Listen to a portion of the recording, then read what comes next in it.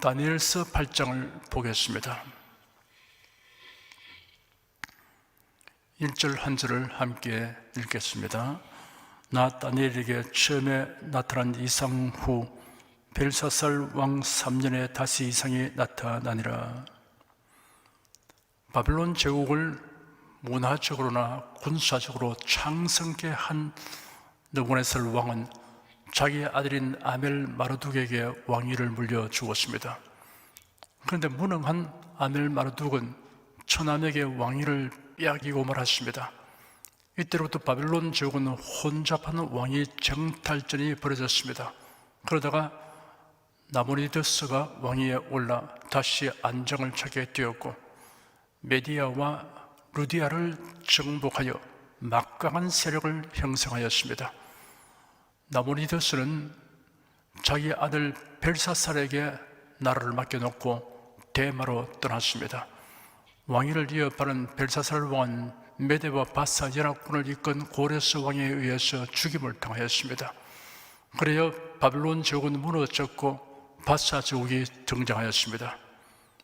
바사를 히브리어로는 파라스, 헬라어로는 페르시스, 우리말로는 페르시아라고 합니다.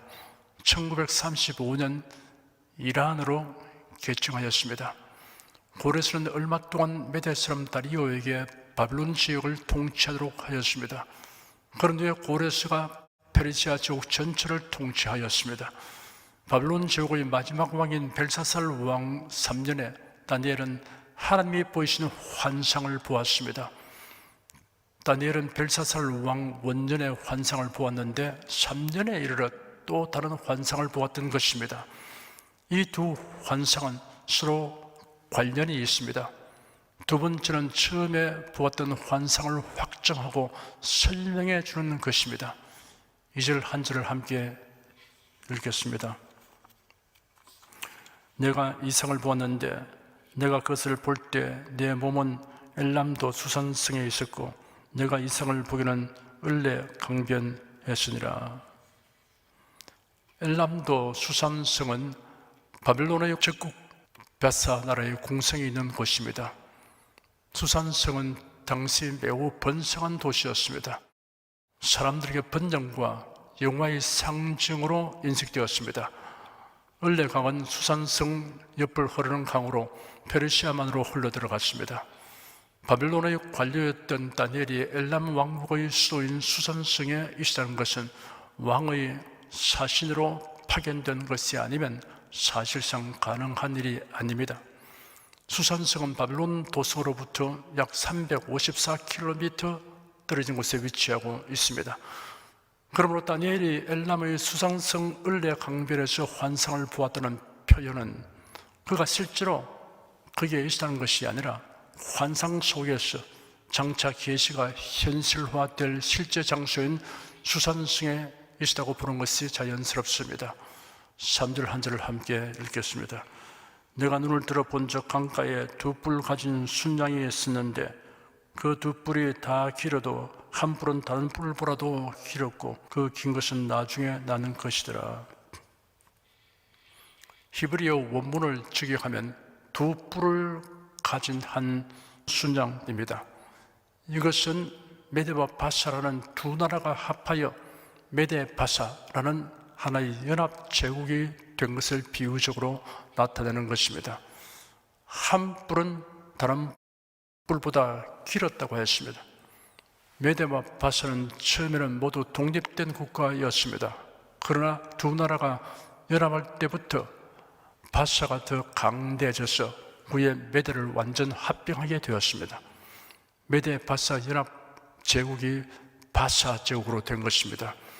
그러므로 여기서 긴 뿔은 바사, 짧은 뿔은 메대를 상징하는 것입니다.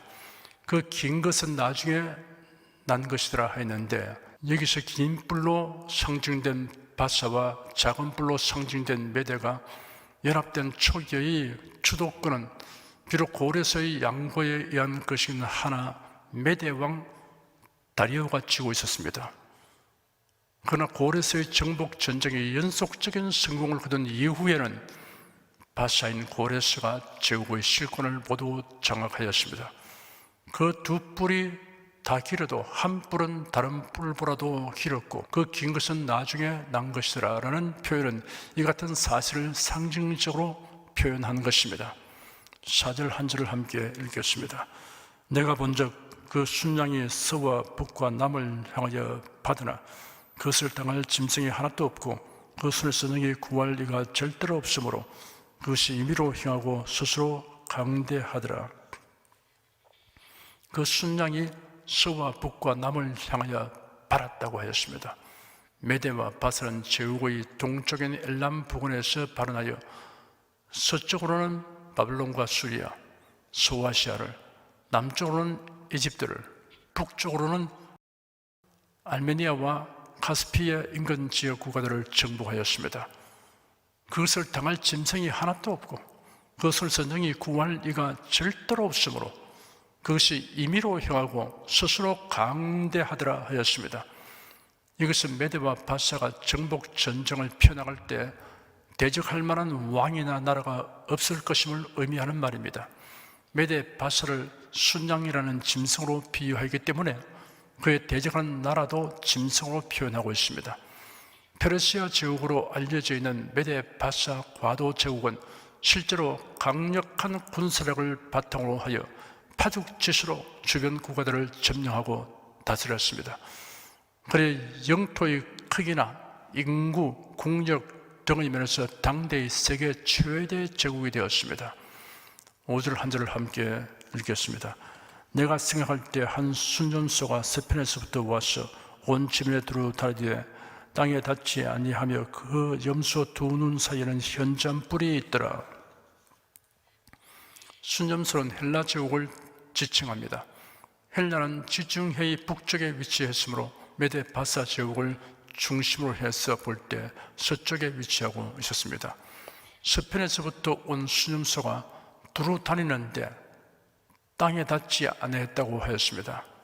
땅에 닿지 아니했다는 것은 직문 중 일정한 곳에 머무는 일이 없다는 것을 뜻하며 궁극적으로 알렉산더 대왕이 이끄는 헬라 군대의 세계 정복 속도가 놀라울 만큼 신속할 것을 의미합니다. 놀랍도록 신속한 정복으로 발이 땅에 닿지 아니하고 날아다니듯 하였습니다.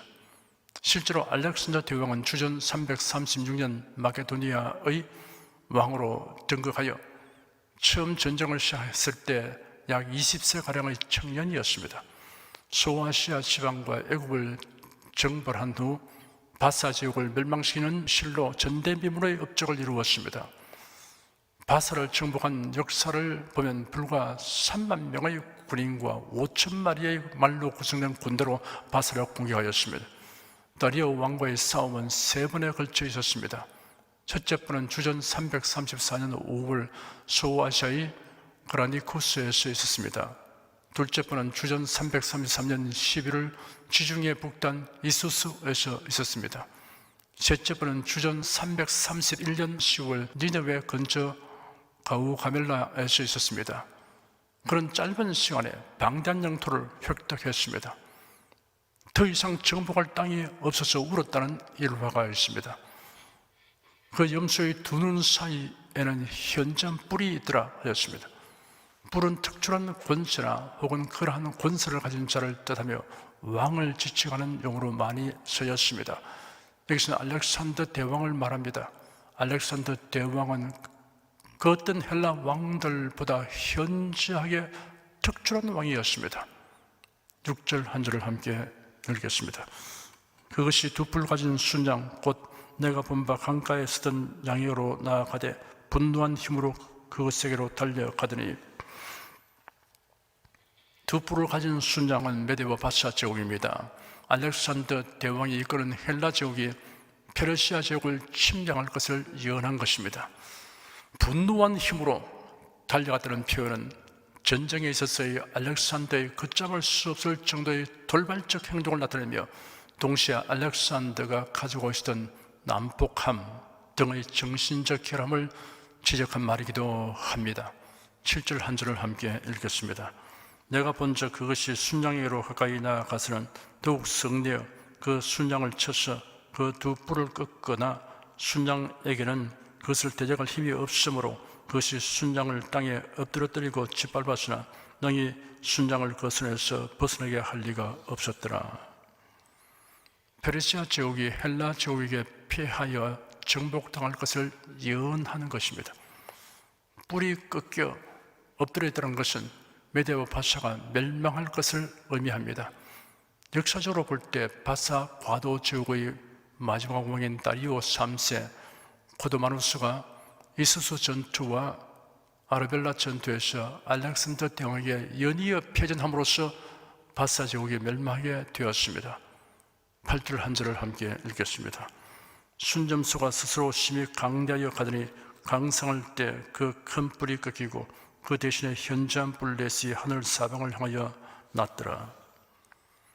바사 제국이라는 강대한 나라를 정복한 알렉산더의 헬라 제국은 당대의 세계 최강대국이 되었습니다.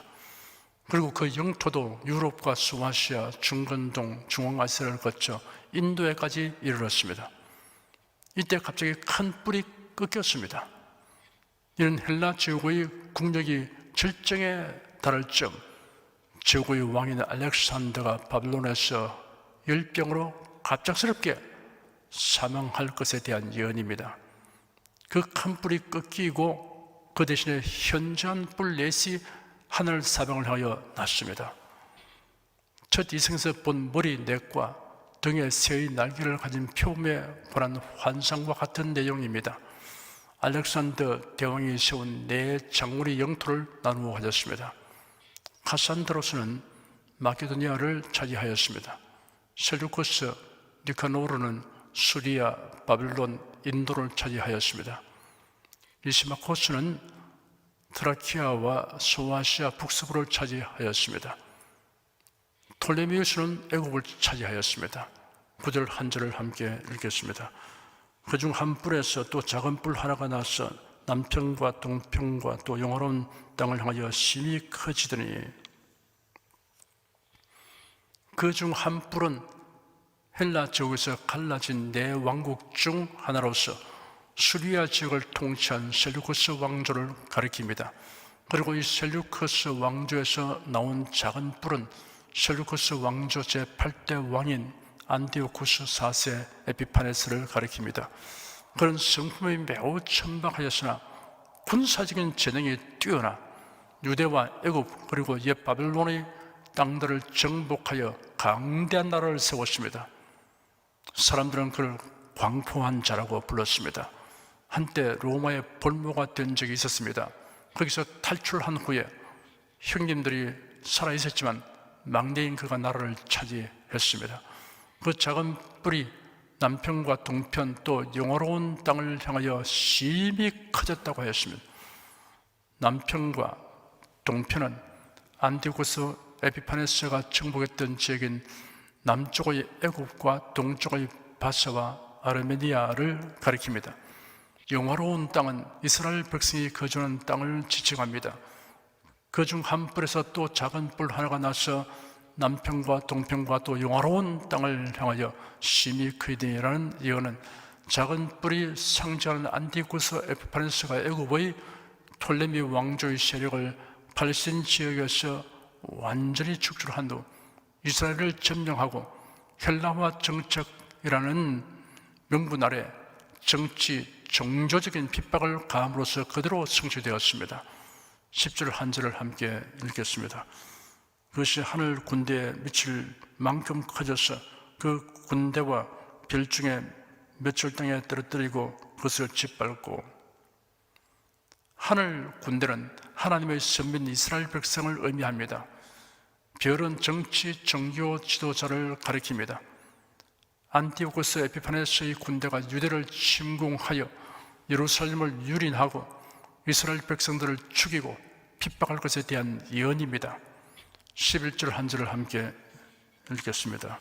또 스스로 높아져서 군대의 주제를 대적하며 그에게 매일 드린 제사를 제하여 버렸고 그의 성소를 헐었으며, 하나님의 백성인 이스라엘을 무력으로 정복한 에피파네스가 자신의 승리에 도취된 나머지 극도로 교만하여져서 마침내 여호와 하나님을 모독하는 행위를 서슴지 아니할 것에 대한 예언입니다. 군대의 주제는 문자적으로는 수많은 별들의 주제자라는 뜻이며 일반적으로 하나님을 가리키는 호칭으로 사용됩니다. 매일 드리는 제사를 제하여 버렸고 그의 성소를 헐었으며 하였습니다. 주전 167년에 에피파네스가 자신이 점령한 모든 지역을 헬라화한다는 목표 아래 예루살렘 성전 번제 잔 위에 제우스를 섬기는 잔을 세우고 구약율법에서 부정한 짐승으로 규정된 돼지를 제물로 드려 하나님과 유대인들을 모독함으로써 예언대로 성취되었습니다. 에피파네스가 성소를 헐었다는 것은 실제로 성전 건물을 헐었다는 것이 아니라 가증한 제물을 바침으로 하나님의 전을 드렸다는 것을 상징적으로 표현한 것입니다. 12절 한 절을 읽겠습니다. 범죄함을 위하여 백성과 매일 드리는 제사가 그것에게 붙임 바 되었고 그것이 또 진리를 땅에 던지며 자유로 향하여 형통하였더라. 이스라엘 백성이 안티구스 에피파네스에 의해 종교적 핍박을 받게 된 근본적인 원인이 무엇이었던가를 지적하였습니다. 그것은 범죄한 이스라엘 백성에 대한 하나님의 징계로 된 것이라고 하였습니다. 이스라엘 백성들이 범한 죄가 구체적으로 무엇을 가리키는가에 대해서 몇 가지 견해가 제시되고 있으나 하나님께 더러운 예물을 드려 제사와 성전을 드렸다는 견해가 가장 타당한 것으로 인정됩니다. 진리를 땅에 던졌다는 것은 율법책을 찢어 불태운 것을 의미합니다. 안티고스 에피파네스의 이 같은 행위가 형통하였더라고 하였습니다. 교만하고 진리를 업신여긴 에피파네스가 형통한 것은 하나님이 그를 제어할 수 없었기 때문이 아니라 하나님이 잠시 그대로 내버려 두기 때문입니다. 악인의 행하는 일이 형통한 것은 최종적인 심판의 근거를 삼는 것이 됩니다. 한편은 치우쳐 행하는 하나님의 백성을 연단하는 도구 역할을 하도록 하시는 것입니다. 13절 한 절을 함께 읽겠습니다.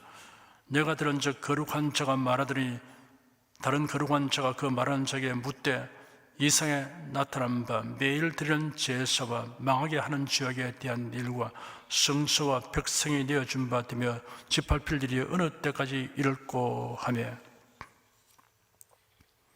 거룩한 자는 하늘의 천사를 가리킵니다. 하늘의 천사들이 에피파네스의 악행으로 이스라엘 백성의 발을 핍박의 기한에 대해 나눈 대화 내용을 다니엘이 듣고 기록하였습니다. 거룩한 천사들도 관심을 가지고 있었습니다. 망하게 하는 죄악이란, 여기서도 안티구스 에피파네스의 명령으로 인하여 실행됐던 하나님의 거룩한 성소에서 가증한 제물을 바치고 우상을 숭배하는 일을 말합니다. 백성이 내어준 바 되었다는 것은 이스라엘 백성이 핍박을 견디지 못하여 강제로 그러한 죄악을 범하거나 혹은 그것을 거부하여 죽임을 당하는 것을 가리킵니다. 14절 한 절을 함께 읽겠습니다. 그가 내게 이르되 2300주야까지니 그때 성소가 정결하게 함을 입으리라 하였느니라. 에피파네스가 이스라엘 백성을 박해하는 것도 하나님의 정한 기간까지입니다. 2300주야까지입니다. 시리아의 8대왕 안티오코스 에피파네스가 예루살렘을 정복하고 애굽을 추격하면서 유대인을 살해하고 성전을 황폐하게 한 날이 주전 170년 8월 5일입니다. 제상 마타디아스의 5 아들이 주동이 되어 혁명군을 조직하여 게릴라전으로 예루살렘을 탈환하였습니다. 그리어 성전을 새롭게 봉헌한 날이 주전 164년 12월 25일입니다. 유대인의 달력은 1년이 360일이므로 그 날수를 계산하면 정확히 2300일입니다. 하나님은 그의 백성들이 징벌을 받아 고난을 겪는 날수도 한정하고 있습니다. 하물며 하나님을 전심으로 경외하고 사랑하는 성도가 세상에서 당하는 환난에 무관심할 리가 만무합니다.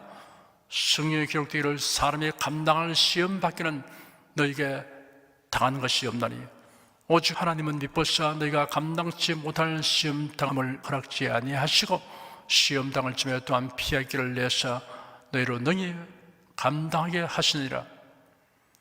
우리의 모든 환난 중에서 우리를 위로하사 우리로 하여금 하나님께 받는 위로로서 모든 환난 중에 있는 자들을 능히 위로하게 하신 이시로다 하였습니다. 기도하겠습니다. 인류 역사는 우연과 사람의 뜻으로 일어나고 진행되는 것으로 보이지만 실제로는 절대 주권자이신 하나님의 계획과 섭리로 되는 것을 예언자들을 통하여 명확하게 알게 하여 주시는 하나님께 감사드립니다. 우리가 성경의 예언을 통하여 시대를 분별하며 하나님의 계획과 섭리에 순응하여 살도록 성령께서 인도하여 주시옵소서. 예수 그리스도 이름으로 기도드립니다. 아멘. 찬송가 466장을 부르십시다.